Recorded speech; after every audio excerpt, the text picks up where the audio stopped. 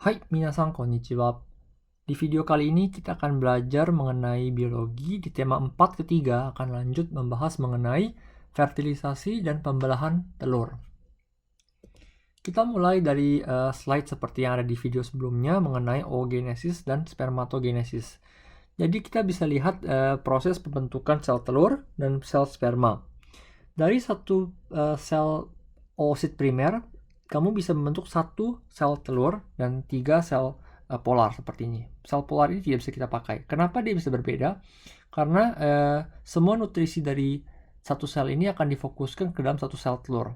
Maka akan terjadi pembelahan yang berukuran beda. Ya, di meiosis 1 dan meiosis 2 pembelahan di ukuran ini akan berbeda semua. Sehingga satu sel akan menjadi lebih besar, 3 akan sangat kecil. Oke. Kemudian mengenai spermatogenesis, satu sel primer spermatosit, kamu akan bisa mendapatkan 4 sel sperma seperti ini, ya. Pembelahannya ini semua ukurannya sama. Kemudian setelah dia sudah mendapatkan 4 sel sperma seperti ini, dia akan berubah bentuk menjadi sperma yang asli, ya. Jadi sperma itu memiliki kepala, badan, dan ekor. Untuk bergerak dia menggunakan ekornya dia, dan energinya itu datang dari banyak mitokondria yang ada di dalam sel badannya sperma. Oke, nah, ini sudah kita pernah pelajari di video sebelumnya. Sekarang kita akan lanjut bercerita mengenai fertilisasi. Jadi ketika nanti ada sperma masuk ke dalam rahim, ya, dia akan bergerak menuju ke ovarium, tempat di mana ada sel telur di sini. Dan ketika ovarium sudah melepas sel telur, dia akan perlahan bergerak di sini. Maka dia akan ketemu di saluran telur di sini. Dan disinilah ada fertilisasi dilakukan.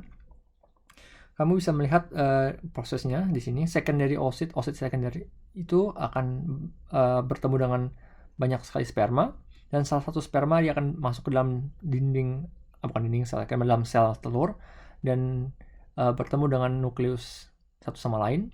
Disitulah akan membentuk yang namanya zigot, ya. Kemudian zigot itu akan mulai membelah 1 kali, 2 kali, 4, 8, dan seterusnya.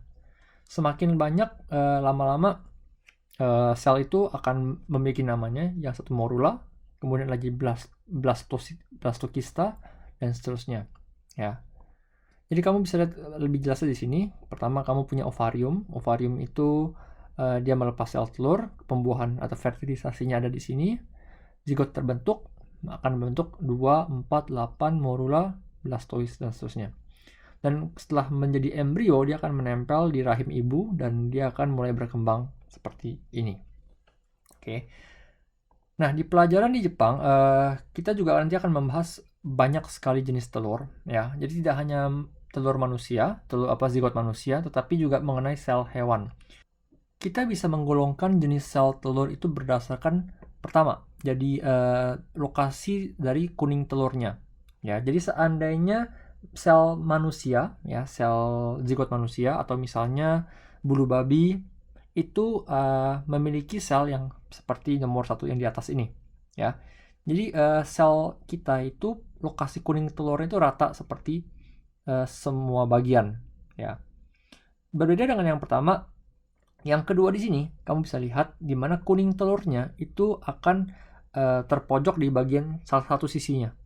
Akan terpojok di salah satu sisi telurnya. Apakah dia di bawah, ataukah dia menyelimuti hampir semua bagiannya, tapi memang terpisah, seperti ini. Jadi kuning telur terpisah. Atau yang terakhir itu mengenai kuning telurnya ada di tepat tengah-tengah dari si sel telur itu. Ya, kuning telurnya ada di tengah-tengah sel telur. Oke, jadi ini ada 4 jenis telur. Kemudian kita juga bisa melihat cara proses pembelahannya. Apakah dia membelah secara total, sel telur ini semuanya dibelah, atau bagian tertentu saja yang dibelah. Ya, jadi kalau misalnya membelah total, kamu bisa lihat di sini, bola ini, sel telur ini akan membelah langsung secara total, semuanya akan terbelah, ya. Tetapi yang nomor 3 ini, yang terbelah itu hanya bagian atasnya saja. Bagian atasnya saja bisa lihat, ya. Sedangkan yang bawah ini yang terbelah hanya tengah-tengahnya saja. Oke, ini perbedaannya sel nomor 1, 2, dan 3, 4. Oke, kemudian kita lihat lagi perbedaan dari sel 1 dan 2. Yang atas ini, dia membelah secara total tapi secara ukurannya rata. Jadi toukatsu ukurannya semua rata semua. Jadi setengah, seperempat, seperdelapan. Ya. Tapi ketika di sini kamu bisa melihat pembelahannya tidak rata. Jadi pertama di setengah sama setengahnya, seperempatnya sama seperempatnya, dan di sini inilah proses berbeda. Dia tidak membelah di tengah, tetapi membelah sedikit ke atas. Ya, membelah sedikit ke atas. Nah, inilah yang menjadi perbedaan antara sel yang pertama dan yang kedua. Ya, walaupun dia yang atas itu sama-sama kuningnya rata, tapi pembelahan rata. Yang bawah itu kuningnya ada di ujung, pembelahannya tidak rata.